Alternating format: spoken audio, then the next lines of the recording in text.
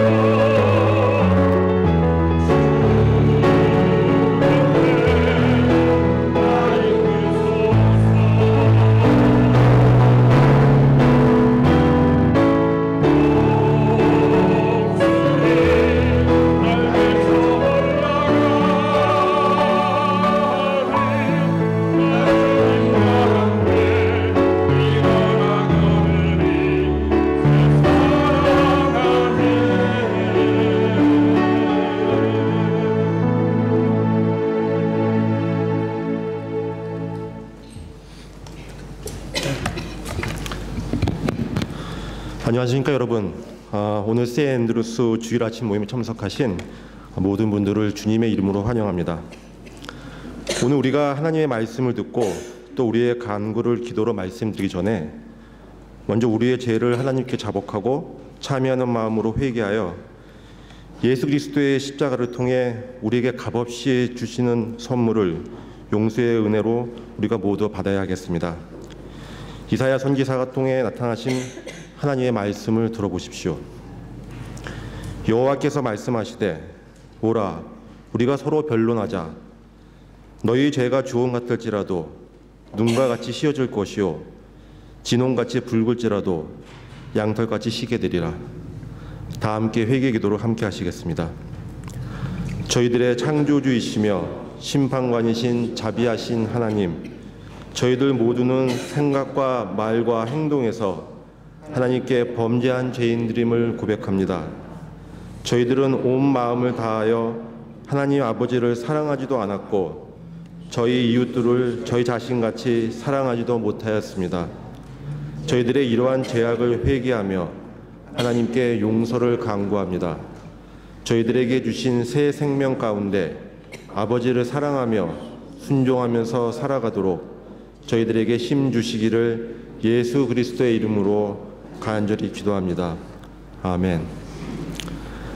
하나님의 사랑이 우리에게 이렇게 나타난 바 되었으니 하나님이 자기의 독생자를 세상에 보내심은 그로 말미암아 우리를 살리려 하심이라. 사랑은 여기 있으니 우리가 하나님을 사랑한 것이 아니요 하나님이 우리를 사랑하사 우리 죄를 속하기 위하여 화목제물로 그 아들을 보내셨습니다. 죄를 참여하는 모든 사람에게 하나님의 용서를 약속하고 있다는 사실을 기억하고 믿으시기 바랍니다. 이제 우리가 죄를 자복하고 하나님의 용서 가운데 있게 되었습니다. 이제 기쁜 마음으로 서로 반갑게 인사하여야겠습니다. 조금은 어색하실지 모르겠지만 복음의 능력이 우리 가운데 역사하고 계신다는 사실을 서로 확인하는 의미에서 인사하실 때 서로에게 이제 우리는 그리스도 안에서 새로운 피조물입니다 라고 말씀하시면 좋겠습니다.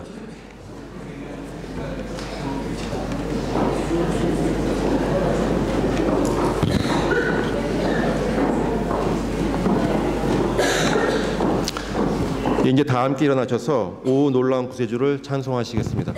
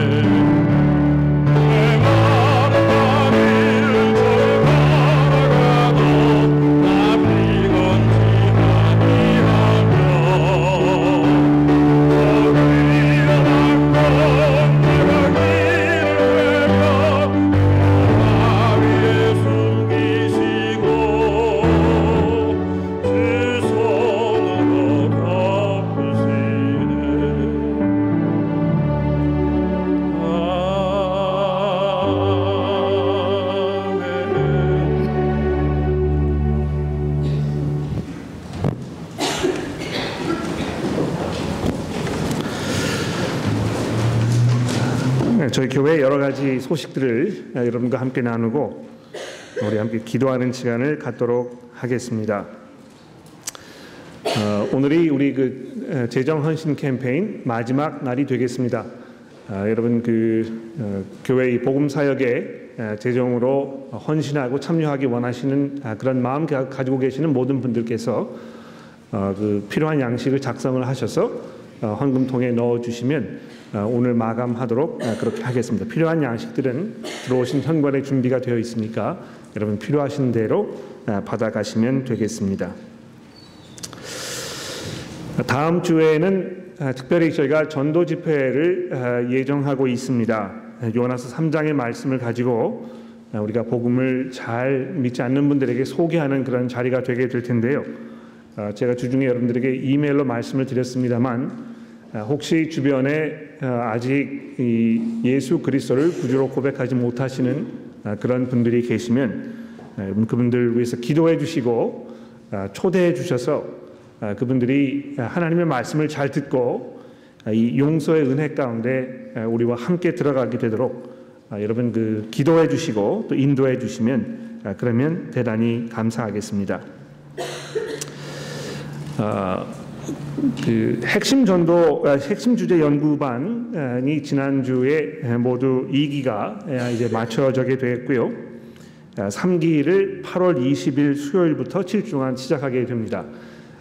많은 분들이 참여를 하셔서 공부를 열심히 잘 하셨고 이제 새로운 그런 기가 시작이 되게 되는데 다음 주에 여러분 참여하기 원하시면 등록하실 수 있는 등록지가 마련이 될 것입니다.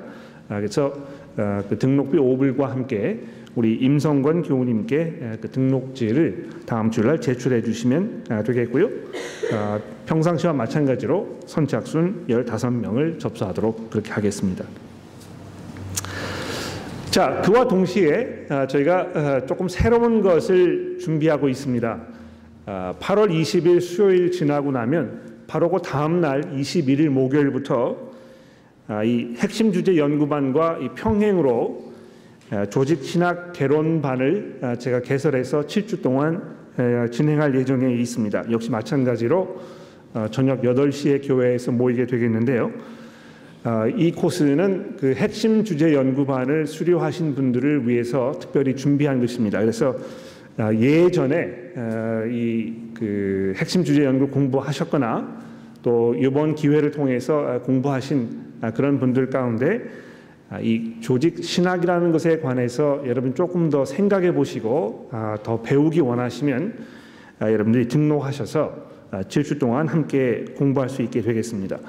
이제 조직 신학 이렇게 이야기를 하니까 굉장히 좀 딱딱하고 나는 하면 안 될 것 같고 이런 마음이 드실지 모르겠어요.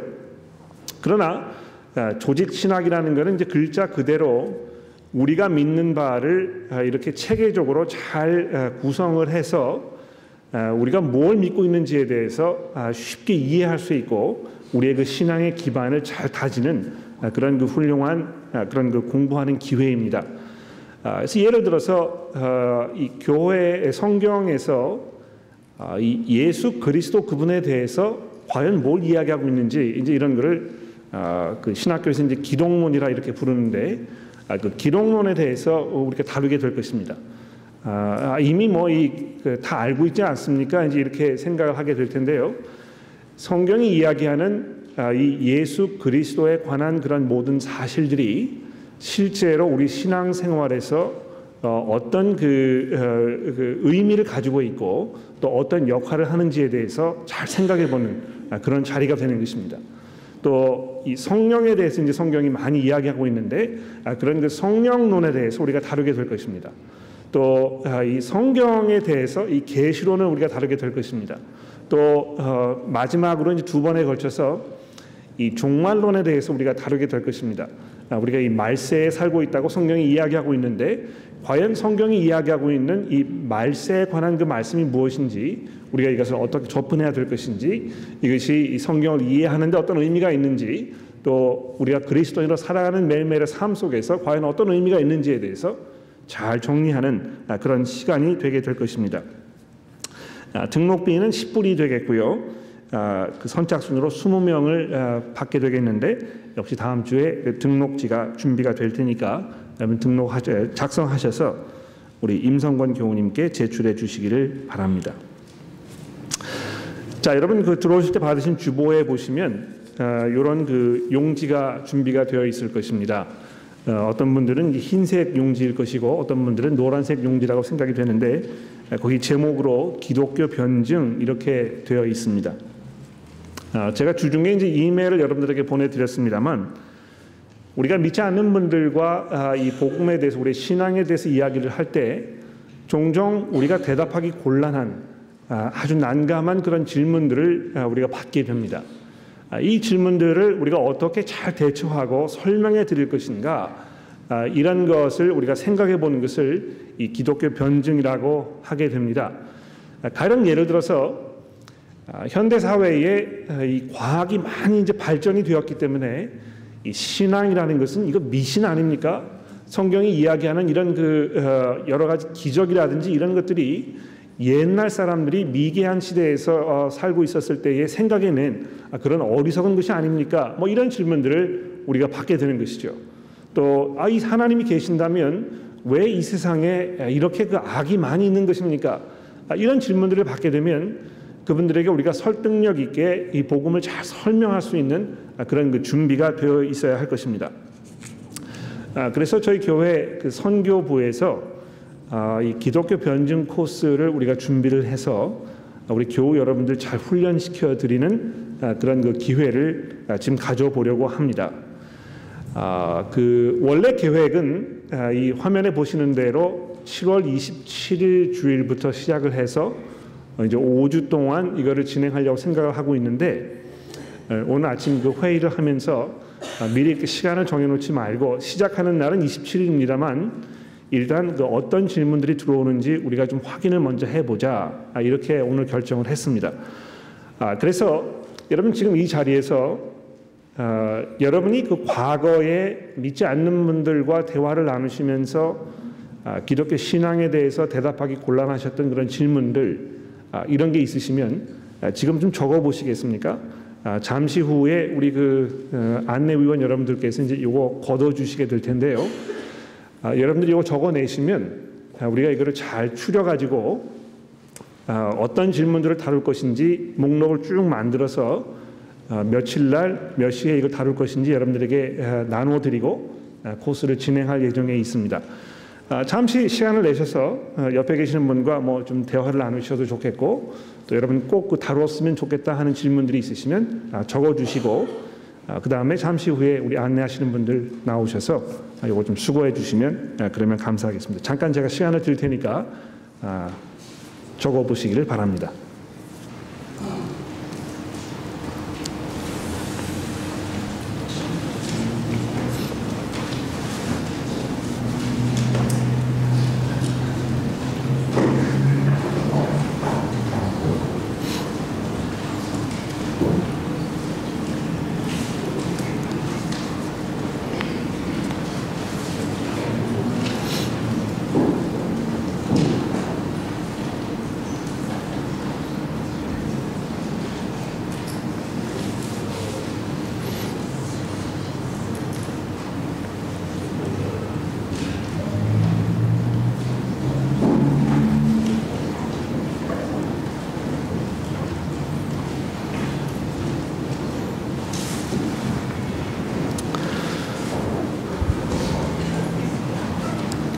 다 적으셨으면 중간으로 모아주시고 우리 안내위원분들께서 수고해 주시도록 그렇게 하겠습니다.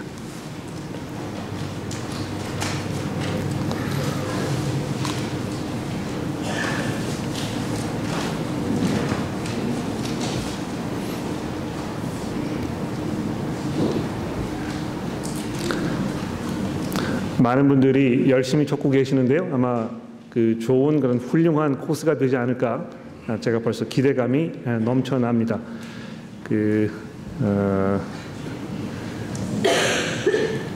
작성하시는 동안에 제가 다른 광고 두 가지를 드리도록 하겠습니다. 여러분 보셔서 아시겠지만 우리 여러분 앉으신 그 왼편으로 이 정원이 있지 않습니까? 파라마트 로드 편에 이제 나무들이 이렇게 쭉 심어져 있는데 그 나무를 우리가 좀 정리해야 할 그런 그 시기가 된 것 같습니다. 이 카운슬 그 클린업 데이하고 우리가 서로 연결을 해서 7월 20일 날 정원 정리해가지고 나무들을 다 이렇게 묶는 그런 그 작업을 저희가 해보려고 합니다. 7월 20일 날이 되겠는데요. 남성 교우 여러분들 특별히 그날 좀 작업을 도와주실 수 있도록 간편한 복장을 가지고 또 여러 가지 그 정원 정리하는 그 공구들이나 이런 거 가지고 오시면 우리가 함께 힘을 합해서 잘 정리할 수 있게 되지 않을까 생각을 합니다. 우리 윤형진 교우님께서 이제 그 주관하게 되실 텐데 여러분들 그날 미리 그 준비하시고 참여해 주시면 대단히 감사하겠습니다. 아직 뭐 작성을 못 하셨으면 나중에 나가실 때 우리 헌금함에 넣어 주시면 그러면 되겠습니다. 저는 이제 내일부터 휴가를 가게 되겠고요. 7월 14일 날 월요일 돌아오게 되어 있습니다. 그 관계로 7월 첫째 주일 날, 첫째 금요일 날 모이는 정기 리더 모임은 있지 않다는 것 여러분 기억해 주시면 감사하겠습니다. 자, 우리 이런 뭐 여러 가지 기도 제목을 가지고 우리 최보현 교우님 나오셔서 이제 공동 기도 인도해 주시겠습니다.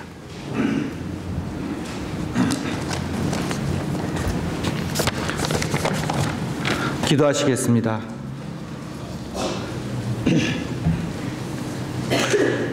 하나님께서 요나의 생명을 깊은 바다 속에서 살리신 것처럼 예수님은 우리로 죄로 죽었던 우리에게 영원한 새 생명을 주셨고 지금도 우리 삶의 중심이 되셔서 사랑으로 동행하시고 인도해 주심을 감사드립니다. 주님, 지난 한 주도 우리 모두는 죄인이 아닌 것처럼 남을 판단하고 정죄하며 자신을 속이고 의인처럼 연기하는 삶을 능숙하게 살기도 했습니다. 그러나 이 시간 모든 것을 아시는 하나님 앞에, 말씀 앞에 우리의 모든 죄악을 내려놓고 회개하오니 우리를 용서해 주십시오. 지난 수요일 핵심 주제 연구반 제2기를 잘 끝나게 해주셔서 감사합니다. 수료하신 교우님들이 배운 말씀으로 든든하게 해주시고 삶의 우선순위가 하고 싶은 일보다는 주님의 크신 은혜 때문에 해야만 할 일을 먼저 하는 성도 되게 해주십시오. 늘 말씀 앞에서 삶으로 적은 소유로도 만족하며 항상 기뻐하고 감사하는 법을 배워가는 신실한 주의 종이 되게 해주십시오. 주님, 다음 주 전도 집회를 위해 기도합니다. 서중덕 교우님의 설교를 통해 예수를 바르게 알고 믿게 되는 시간이 되길 기도합니다. 특별히 복음을 알지 못하여 하나님의 심판 앞에 놓여 있는 이들을 향한 우리들의 안타까운 마음이 이 시간을 기도로 준비하게 하시고 그들이 초대되어 우리의 길과 진리와 생명 되신 예수를 만나 지금까지 모든 삶의 구속과 반복된 죄된 삶의 중독들로부터 참 자유를 얻고 새 생명으로 다시 태어나는 시간 되게 해주십시오. 주님, 우리 모두는 예수의 복된 소식을 언제든지 어디서든지 누구에게든지 잘 소개할 수 있는 준비된 증거자가 되게 하시고 우리의 거룩하고 본이 되는 삶이 성도들의 교제 속에서도 좋은 격려자가 되게 해주십시오. 저희 모두 예수님이 본을 보이신 것처럼 끝까지 쉬지 않고 섬기는 삶 살다가 성결한 모습으로 주님을 만나는 모든 성도들에게 주님 인도해 주시길 원합니다. 이어진 하나님 말씀 앞에 저희들이 겸손하길 원합니다. 주님, 저희 귀를 열어주시고 주님 우리 말씀해 주십시오. 예수님 이름으로 기도드렸습니다. 아멘.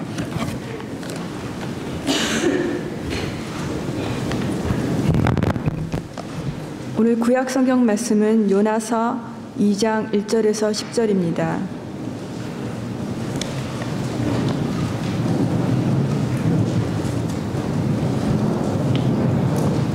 요나서 2장 1절입니다. 요나가 물고기 뱃속에서 그의 하나님 여호와께 기도하여 이르되 내가 받는 고난으로 말미암아 여호와께 불러 아뢰었더니 주께서 내게 대답하셨고 내가 수올의 뱃속에서 부르짖었더니 주께서 내 음성을 들으셨나이다. 주께서 나를 깊은 속 바다 가운데에 던지셨으므로 큰 물이 나를 둘렀고 주의 파도와 큰 물결이 다 내 위에 넘쳤나이다. 내가 말하기를 내가 주의 목전에서 쫓겨났을지라도 다시 주의 성전을 바라보겠다 하였나이다. 물이 나를 영혼까지 둘러싸우며 깊음이 나를 에워싸고 바다 풀이 내 머리를 감쌌나이다.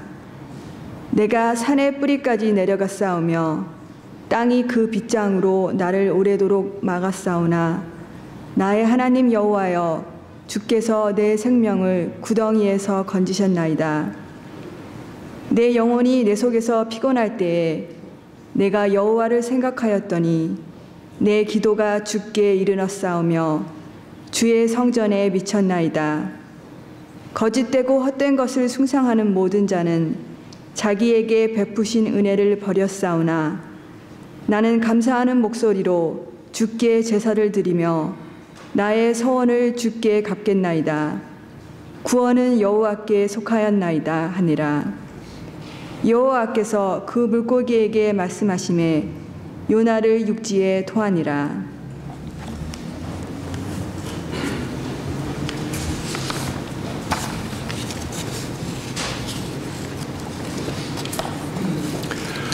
계속해서 신약성경 마태복음 10장 24절부터 11장 1절까지 봉독하여 드리겠습니다. 마태복음 10장 24절입니다.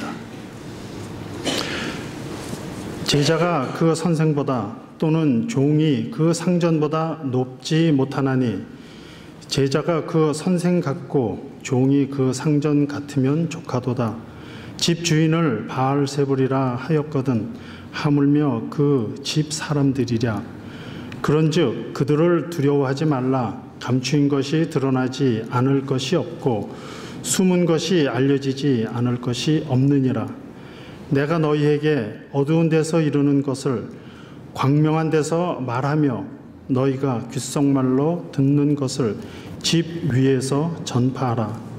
몸은 죽여도 영혼은 능히 죽이지 못하는 자들을 두려워하지 말고 오직 몸과 영혼을 능히 지옥에 멸하실 수 있는 이를 두려워하라. 참새 2마리가 한 아사리온에 팔리지 않느냐. 그러나 너희 아버지께서 허락하지 아니하시면 그 하나도 땅에 떨어지지 아니하리라. 너희에게는 머리털까지 다 세신 바 되었나니 두려워하지 말라. 너희는 많은 참새보다 귀하니라. 누구든지 사람 앞에서 나를 시인하면 나도 하늘에 계신 내 아버지 앞에서 그를 시인할 것이요 누구든지 사람 앞에서 나를 부인하면 나도 하늘에 계신 내 아버지 앞에서 그를 부인하리라. 내가 세상에 화평을 주러 온 줄로 생각하지 말라. 화평이 아니요 검을 주러 왔노라. 내가 온 것은 사람이 그 아버지와 딸이 어머니와 며느리가 시어머니와 불화하게 하려 함이니 사람의 원수가 자기 집안 식구리라. 아버지나 어머니를 나보다 더 사랑하는 자는 내게 합당하지 아니하고 아들이나 딸을 나보다 더 사랑하는 자도 내게 합당하지 아니하며 또 자기 십자가를 지고 나를 따르지 않는 자도 내게 합당하지 아니하니라. 자기 목숨을 얻는 자는 잃을 것이요 나를 위하여 자기 목숨을 잃는 자는 얻으리라. 너희를 영접하는 자는 나를 영접하는 것이요 나를 영접하는 자는 나를 보내신 이를 영접하는 것이니라. 선지자의 이름으로 선지자를 영접하는 자는 선지자의 상을 받을 것이요 의인의 이름으로 의인을 영접하는 자는 의인의 상을 받을 것이요 또 누구든지 제자의 이름으로 이 작은 자 중 하나에게 냉수 한 그릇이라도 주는 자는 내가 진실로 너희에게 이르노니 그 사람이 결단코 상을 잃지 아니하리라 하시니라.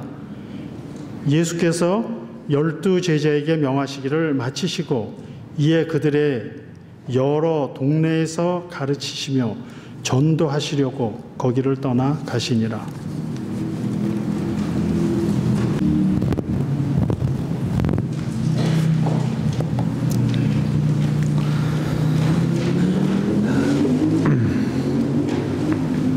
저희가 마태복음을 봉독하고 있는 이유는 요나서 4장이 끝나고 나면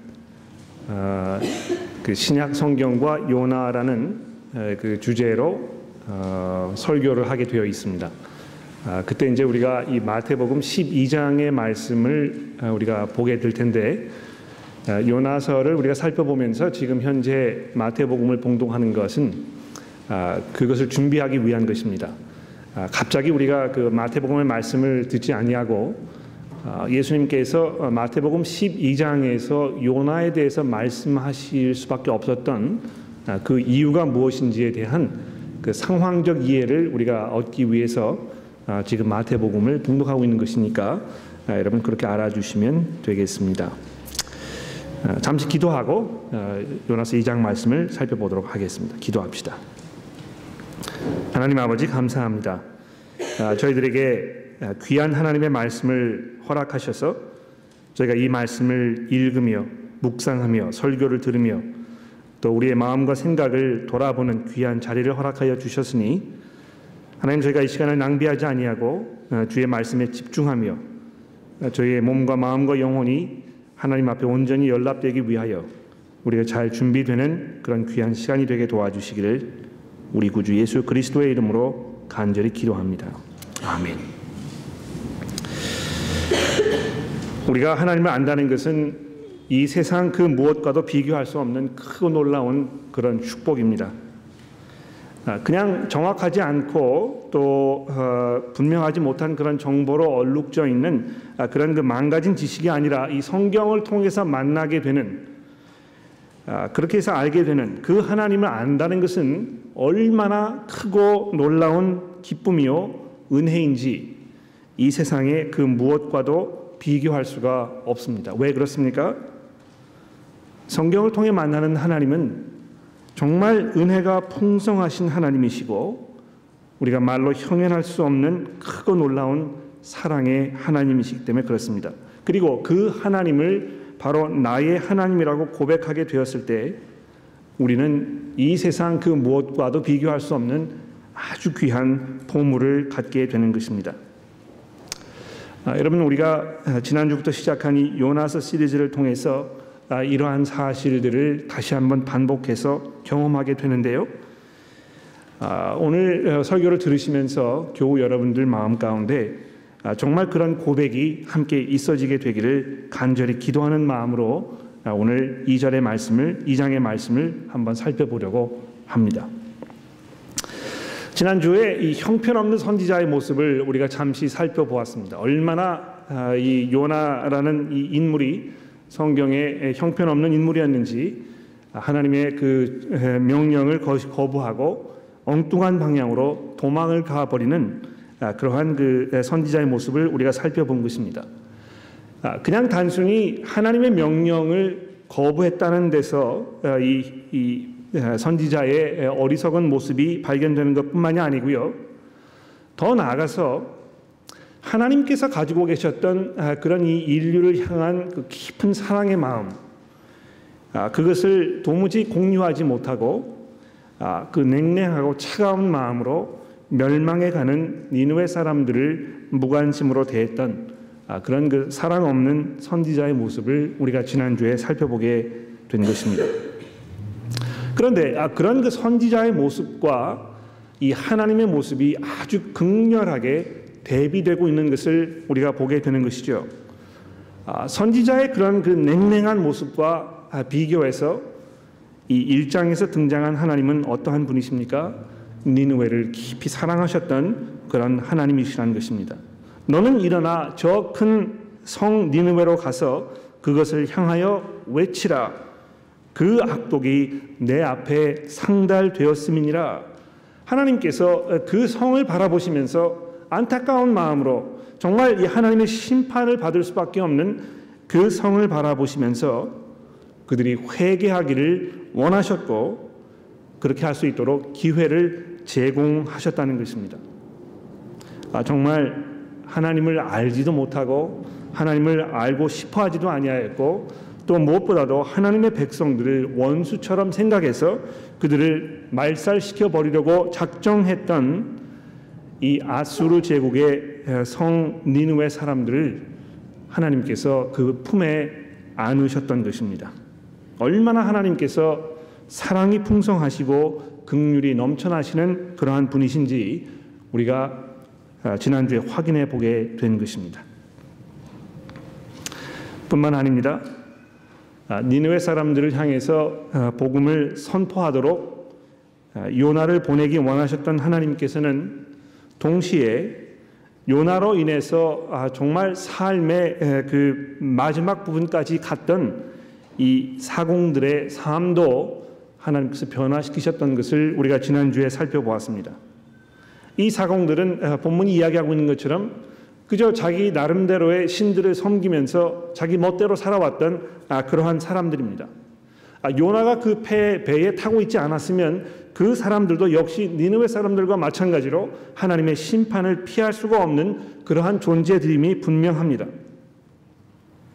그러나 공교롭게도 하나님께서 요나라는 선지자를 통해서 이 사공들을 하나님께로 부르시는 것을 우리가 지난주에 확인해 보았습니다. 물론 그것이 요나라는 선지자가 의도한 바는 아니었습니다. 이 사공들에게 복음을 전하기 위해서 그가 그 배에 올라탄 것은 아니었습니다. 오히려 하나님께로부터 도망가려고 하고 하나님의 그 뜻에 거역하는 그러한 어리석은 모습이었습니다만 우리 놀라우신 하나님께서는 요나의 그러한 모습까지도 사용하셔서 하나님과 전혀 상관없었던 이 사공들을 자기의 품으로 부르시는 놀라운 하나님이셨던 것을 우리가 지난주에 확인해 보았습니다. 얼마나 하나님께서 긍휼이 많으시고 사랑이 풍부하신 그러한 분이신지 모르는 것입니다. 자, 그러면 그 사랑과 긍휼이 풍성하신 하나님께서는 이 요나라는 선지자를 어떻게 하신 것입니까? 니느웨 사람들을 향해서 가지고 계셨던 그 하나님의 풍성한 은혜가 이 사공들을 향해서 베푸셨던 하나님의 그 놀라운 구원의 손길이 어떻게 요나의 삶 속에 지금 작용하고 있는 것입니까? 우리가 성경을 익히 잘 알고 있고 오늘 아침에도 봉독을 했기 때문에 어떤 결과가 어떻게 벌어졌는지에 대해서 이미 잘 알고 있습니다. 그가 바다에 던져졌고 이제 물속으로 깊이 빠져 들어가서 그는 죽음을 피할 수가 없게 된 것입니다. 여러분, 이것이 하나님을 등지고 자기 멋대로 사는 모든 인간들이 피할 수 없는 그러한 우리 모두의 현실인 것입니다. 우리 모두가 죽음을 맞닥뜨릴 수밖에 없는 것처럼 요나도 역시 이 하나님의 손에 멸망을 당할 수밖에 없는 그러한 지경에까지 빠져들게 된 것입니다. 2장 말씀해 보시게 되면 특히 3절에 요나가 자기가 지금 처한 그 상황을 누구보다 아주 분명하게 이해하고 있었습니다. 3절에 보시게 되면 요나가 어떻게 고백합니까? 바로 하나님께서 주께서 나를 깊음 속 바다 가운데 던지셨다고 이야기하고 있는 것입니다. 큰 물이 나를 둘렀고 또 나에게 몰려온 이 엄청난 파도와 큰 물결은 바로 주님의 파도와 큰 물결이었다고 이렇게 고백하고 있습니다. 또 4절 말씀해 보십시오. 내가 주의 목전에서 하나님의 손에 의해서 쫓겨났다고 이렇게 말씀하고 있는 것입니다. 또 5절 말씀해 보십시오. 얼마나 그 상황이 긴박했는지에 대해서 이렇게 설명하고 있습니다. 물이 나를 영혼까지 둘러싸우며 깊음이 나를 에워싸고 바다 풀이 내 머리를 감쌌나이다. 내가 산의 뿌리까지 내려갔사오며 땅이 그 빗장으로 나를 오래도록 막았사오나 이렇게 이야기하면서 정말 그 피할 수 없는 하나님의 엄청난 그 진노의 심판 가운데 자기가 지금 처해 있는 것을 요나 선지자가 말씀하고 있는 것입니다. 하나님의 그 심판의 손에 우리가 던져진다는 것은 얼마나 끔찍하고 얼마나 무서운 일인지 모릅니다. 하나님의 심판 가운데 있다는 것이 얼마나 무서운 것인지를 가장 잘 이해하셨던 것은 분은 바로 예수 그리스도 그분 자신이셨습니다. 겟세마네 동산에서 온 인류의 죄를 감당하시기 위해서 십자가를 바라보시면서 우리 주님이셨던 예수 그리스도께서는 그 몸이 다 부서지도록 하나님 앞에 절규하지 않으셨습니까? 하나님, 정말 이것이 가능하기만 하다면 이 하나님의 진노의 잔이 내게서 벗어나게 하나님 제가 간구합니다. 얼마나 그것이 끔찍한 일이었으면, 얼마나 그것이 감당하기 어려운 일이었으면 우리 예수님께서 그렇게 몸소리 치셨을까요? 그러나 여러분, 우리가 이런 그 절박한 상황 속에 빠지게 되면 오히려 그것이 우리에게 은혜로 다가오는 경우가 얼마나 많이 있는지 모릅니다. 아마 이 자리에 앉아 계시는 많은 분들도 그런 경험을 하신 분들이 계실 거라고 생각합니다. 정말 내 힘으로 어떻게 해결할 수 없는 그런 절박한 상황 속에 빠졌을 때 우리 모든 인간들은 나 이외에 다른 분에게 의지하고 싶은, 나의 연약함을 고백할 수밖에 없는 그러한 자리에까지 들어갈 수밖에 없는 것입니다. 어떤 면에서 지금 내가 처한 상황이 아무리 어려워도 내가 하나님 앞에 그 나의 어려운 상황을 말씀드리고 그분을 의지해야 되겠다는 마음이 들지 않으면 아직 더 맛을 봐야 하는 그런 상황이 아닌가, 이렇게 생각이 되기도 하는 것입니다. 그런데 제가 그 목회를 하면서 만나본 많은 분들의 그 고백을 들어보면 상황이 절박해지면 절박해질수록 나의 그 한계점에 이르렀다는 것을 고백하게 되고, 내 한계점이 이뤘다는 것을 고백하는 그 시점에 가게 되면 자연적으로 하나님께 돌아서는 그런 은혜가 우리에게 주어지는 경우를 많이 보게 되는 것입니다. 다행히도 요나 선지자가 지금 그런 상황 속에 온 것입니다. 어떤 면에서 요나서 전체에는요, 니느웨 성을 향한 하나님의 그 은혜에 관한 책입니다만 동시에 요나라는 선지자의 이 변화되어가는 과정에 대한 설명인 것입니다. 하나님께서 이 요나를 얼마나 사랑하셨는지, 그를 어떻게 변화시키시는지에 대해서 우리에게 아주 장엄하게 설명해주고 있는 그러한 책인 것이기도 한 것입니다. 이 요나의 절박한 상황 속에서 울려나는 기도의 내용을 들어보십시오. 4절에 보시면 내가 말하기를 내가 주의 목전에서 쫓겨났을지라도 어떻게 한다고요? 다시 주의 성전을 바라보겠다 하였나이다. 또 7절 말씀해 보십시오. 내 영혼이 내 속에서 피곤할 때에 내가 여호와를 생각하였더니 내 기도가 주께 이르렀사오며 주의 성전에 미쳤나이다. 여러분, 지금 다 죽게 됐는데요, 숨이 꼴깍꼴깍 넘어가고 있는데요, 더 이상 그 이 폐에 공기가 남아 있지 않아 가지고 물을 지금 뭐 바가지로 들어 마시고 있는 이런 상황인데 요나가 그 순간에 무엇을 기억한 것입니까? 하나님의 성전을 기억했다는 것입니다. 왜 하나님의 성전을 하필이면 기억을 했을까요? 여러분 잘 아시는 대로 구약 성경에서 이 하나님의 성전은 이스라엘 백성들에게 아주 각별한 그러한 의미를 가지고 있는 그러한 곳이었습니다.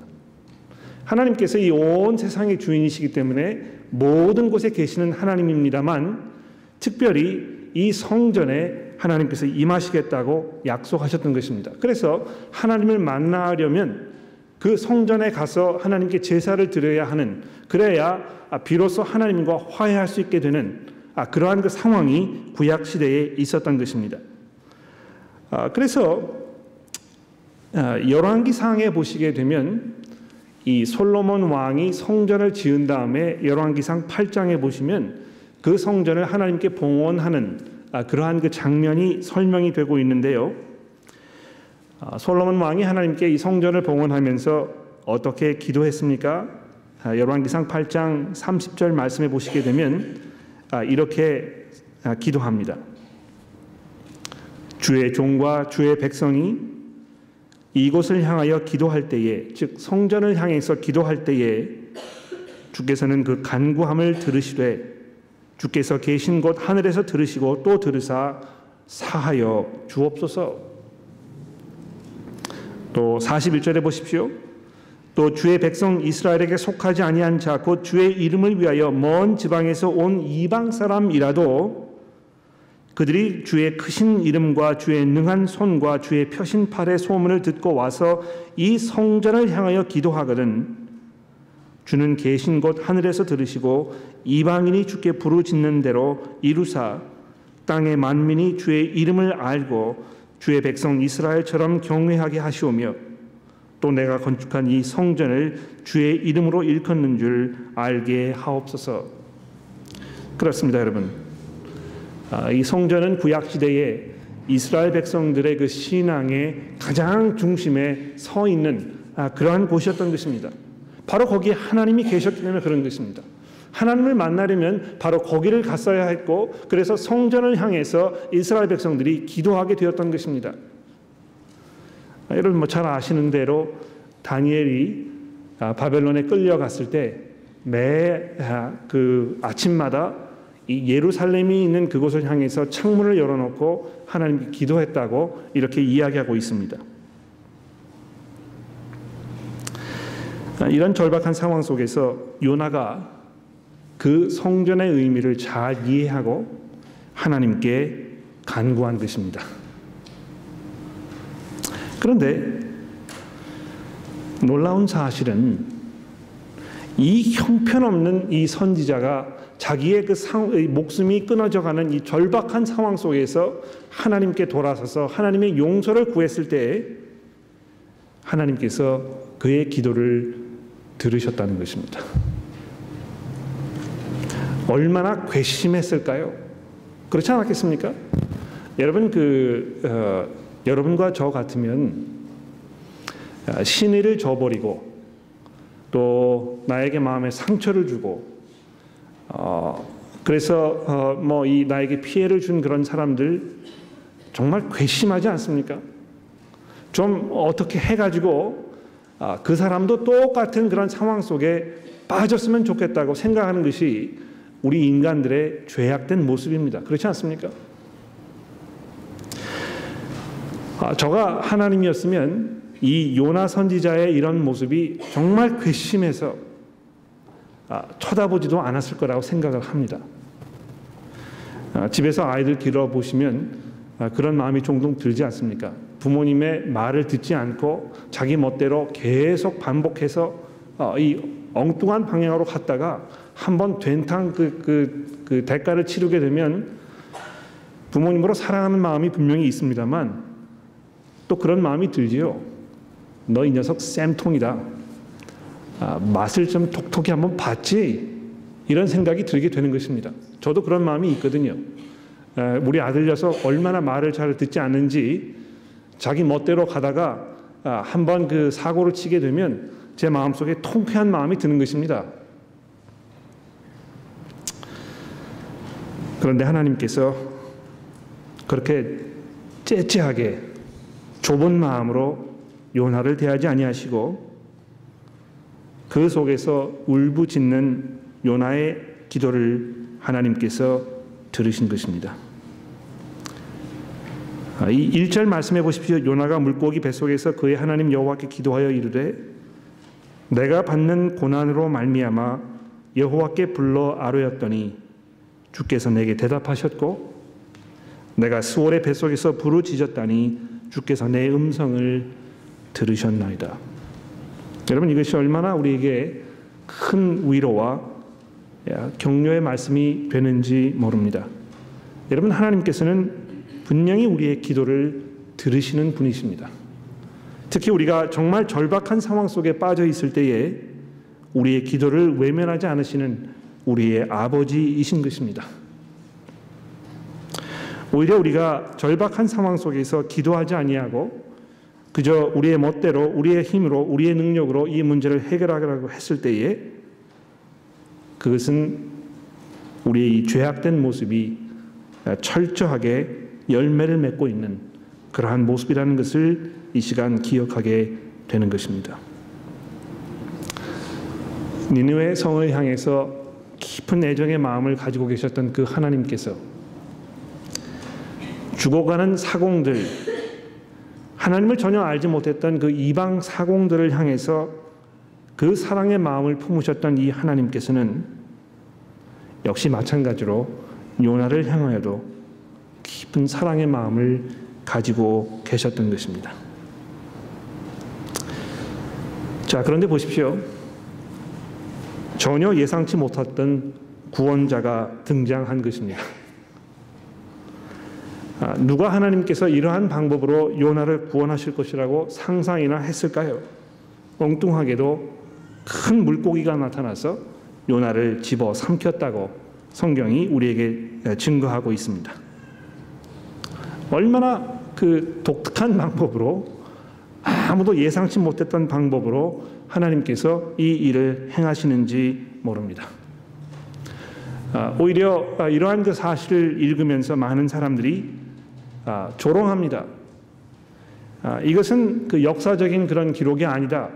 이런 것을 읽어보게 되면 이것은 분명히 어떤 그 신화적인 그런 내용이다. 어떻게 하나님께서 이런 방법으로 사람들을 구원하실 수 있겠는가? 이렇게 많은 사람들이 그 불만스러운 목소리를 나타나게 되는 것입니다. 그러나 요나서를 우리가 읽으면서 다시 한번 예수 그리스도의 그 복음의 사건을 우리가 기억하게 됩니다. 하나님께서 한없는 은혜와 긍휼하심으로 구약 시대의 이 니느웨 사람들, 이 이방인 사공들을, 이 괘씸한 선지자를 사랑하셨던 것처럼 요한 사도는 이렇게 말씀합니다. 하나님이 세상을 이처럼 사랑하사, 하나님께서 얼마나 이 세상을 사랑하신 것입니까? 이 죽어가는, 이 멸망하는, 이 썩어가는 세상을 하나님께서 외면하지 않으시는 것입니다. 그래서 바울 사도는 말씀하기를 하나님께서는 이 모든 사람들이 멸망당하는 것을 원치 않으신다고 이렇게 말씀하고 있는 것입니다. 그래서 하나님께서 독생자를 주셨다고 증거하고 있는 것입니다. 얼마나 하나님께서 구원하시는 이 방법이 생소하고 놀랍고 이해하기 어려웠었는지 이 십자가를 바라보면서 많은 사람들이 참 어리석은 것이라고 손가락질을 하는 것입니다. 왜 그렇습니까? 도무지 예상치 못했던 그러한 반전이 있기 때문에 그런 것입니다. 하나님께서는 이 세상을 아주 그 엄청난 정치인으로, 개선 장군으로, 현명한 어떤 학자의 모습으로 오지 아니하시고 십자가 위에서 부서지고 망가지는 그런 나약한 종의 모습으로 이 땅에 오셨다는 것입니다. 그러나 하나님의 은혜 가운데에서 주의 성령으로 변화된 하나님의 백성들은 바로 그 사건을 통해서 이 하나님의 그 능력을 우리가 경험하게 되지 않습니까? 십자가의 도가 멸망을 당하는 사람들에게는 어리석음이지만 하나님의 은혜 가운데 구원을 이루는 사람에게는 바로 그것이 하나님의 능력이요 하나님의 지혜라고 고린도전서 3장에서 사도 바울이 말씀하고 있습니다.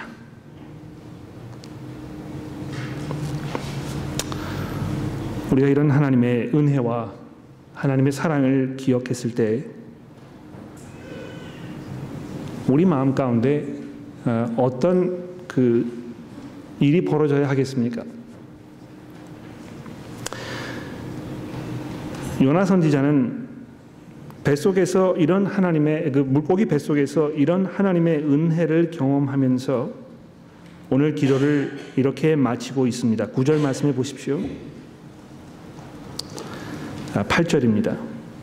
거짓되고 헛된 것을 숭상하는 모든 자는 자기에게 베푸신 은혜를 버렸사오나 나는 감사하는 목소리로 주께 제사를 드리며 나의 서원을 주께 갚겠나이다.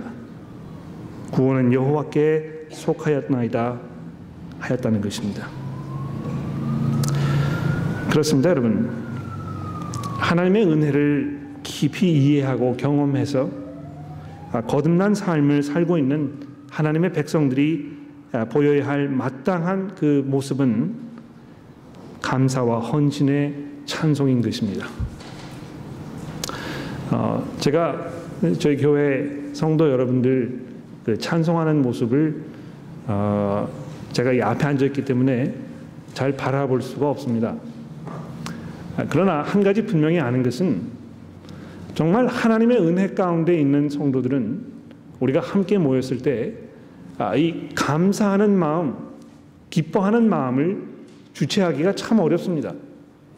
그래서 함께 모여서 찬송할 때 거기에 생동감이 있는 것입니다. 물론 그 함께 모여서 찬송하는 것만으로, 찬송하는 시간만으로 우리의 감사를 하나님께 말씀드리지 않습니다. 오히려 우리의 이 모든 삶 전체가 하나님께 드려지는 산 제사라고 사도 바울이 말하고 있는 것처럼 우리가 삶 속에서 기쁨과 감사와 인내함으로 우리의 삶을 사는 것이 하나님께 드려야 할 우리의 최고의 찬송임에 분명합니다. 그저 매일 이렇게 우중충하게 마치 그 삶의 가장 무거운 짐을 나 홀로 지고 있는 것처럼 그러한 모습으로 살고 있지 아니하고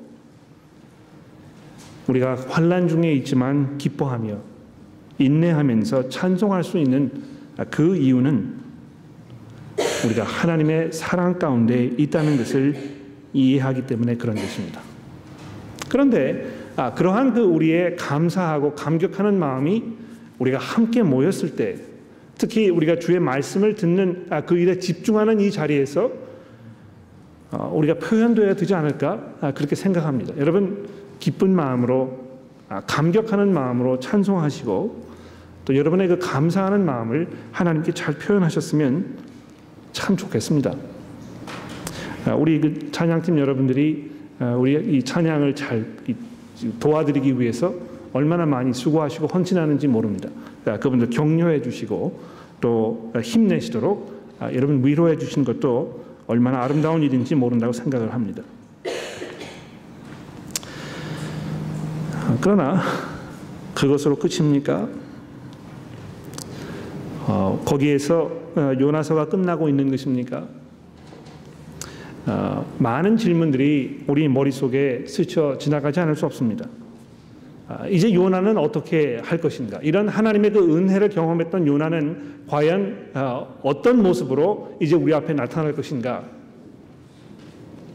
또 이런 경험을 했던 이 요나는 그 요나처럼 복음의 은혜 가운데 살고 있는 여러분과 저는 어떤 모습으로 우리의 삶을 살아야 할 것인가? 이런 질문을 우리가 돌아보지 않을 수 없는 것입니다. 잠시 후에 저희가 찬송을 한 곡 부를 텐데요. 그 찬송을 부른 후에 우리가 함께 그 하나님의 은혜를 경험했을 때 우리의 삶 속에서 우리가 어떤 모습으로 살아야 할 것인가 우리 가운데 어떤 변화들이 일어나야 될 것인가, 이런 것을 함께 생각해보고 서로 논의해보고 고백하는 그러한 시간을 가져보려고 합니다. 그래서 여러분 찬송 부르시면서 기쁜 마음으로 찬송하시고 잠시 후에 제가 다시 나와서 여러분 함께 생각하고 또 기도할 수 있는 그런 시간을 가져보도록 하겠습니다.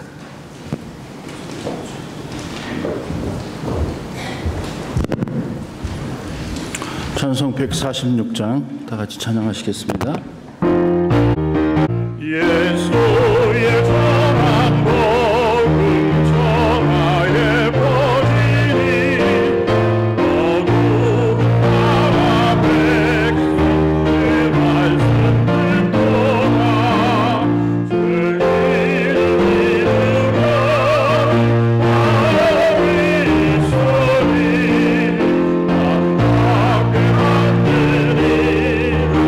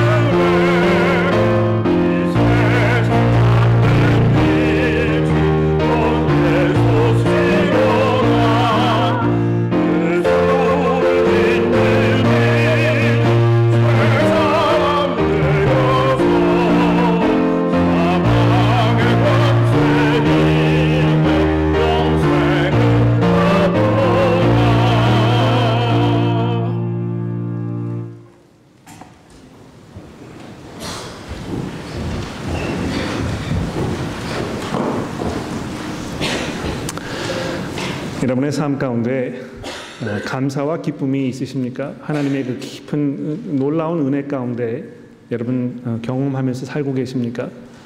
그러한 그 우리의 감사와 기쁨이 우리의 삶 속에서 어떤 모습으로 나타나야 되겠습니까?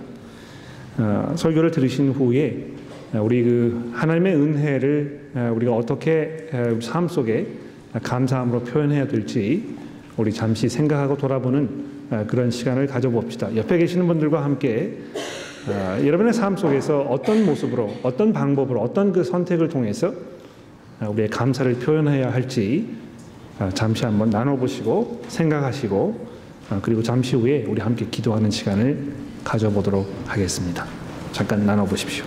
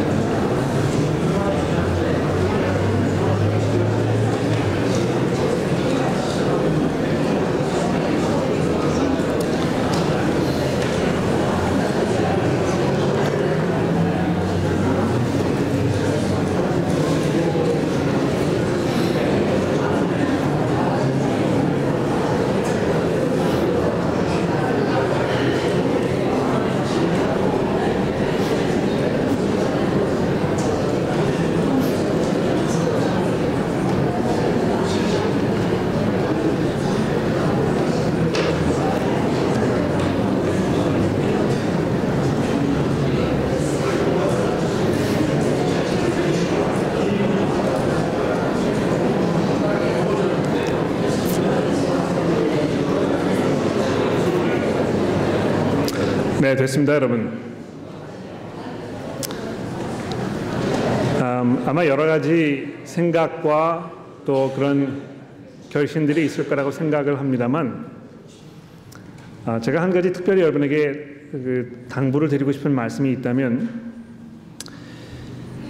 하나님의 그 복음 속에 나타난 은혜를 잘 이해한 성도들이라면 아마 복음 전하는 일에 우리가 각별한 그런 열정이 있어야 될 거라고 제가 확신합니다. 하나님의 은혜가 얼마나 귀하고 놀라운 것인지 이해하면 그것을 다른 사람들에게 소개하고 전하기 원하는 마음으로 우리 삶 속에 표현되어야 할 것입니다. 그래서 이 시간에 옆에 계시는 분들과 함께 그러한 것들을 위해서 서로 기도하시고, 특별히 우리가 그 주변에 복음을 필요로 하는 그러한 분들을 위해서 잠시 기도하면 그러면 좋겠습니다. 그런 후에 제가 잠시 맨 마지막에 함께 기도하도록 그렇게 하겠습니다. 옆에 계시는 분들과 이렇게 기도하는 것이 조금 어려우시거나 혹은 오히려 혼자 조용히 기도하기 원하시면 그렇게 하셔도 좋습니다. 그러나 가급적이면 옆에 계시는 분과 함께 정말 그 하나님의 은혜에 감사하는 마음을 우리가 갖게 해달라고, 또 그러한 것들이 복음 전하는 일로 잘 표현될 수 있게 해달라고 여러분 위해서 함께 기도하십시오. 기도합시다.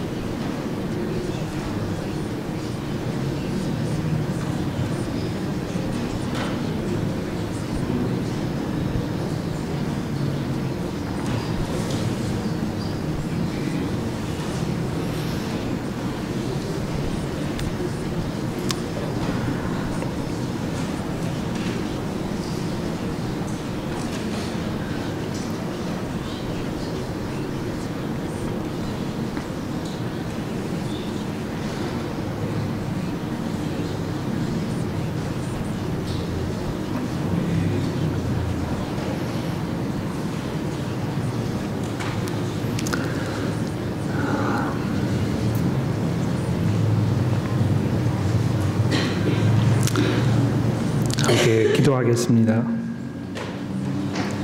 하나님 아버지, 하나님께서 저희들을 포기하지 아니하시고 저희들을 친히 찾아와 주시며 예수 그리스도의 그 은혜를 통해서 저희들에게 한없는 사랑과 긍휼을 베풀어 주시니 하나님 감사합니다.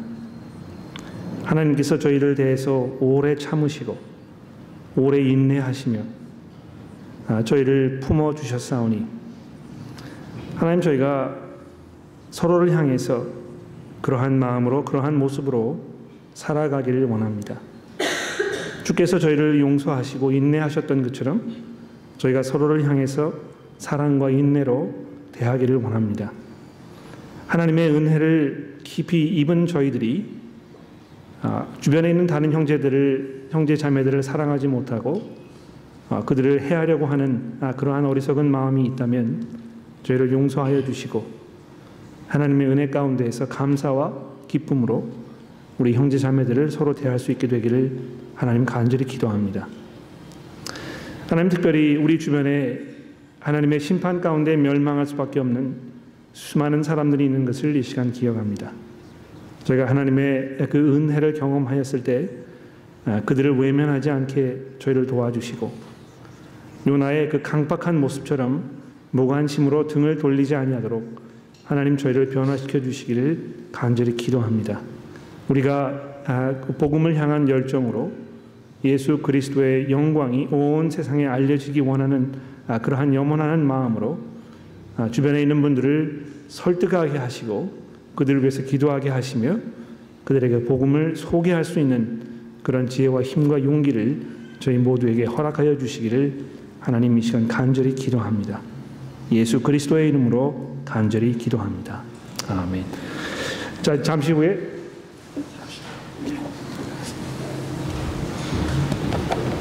다 함께 일어나서 오늘 들은 설교 내용을 생각하면서 함께 사도신경으로 우리들의 믿는 바를 고백하겠습니다.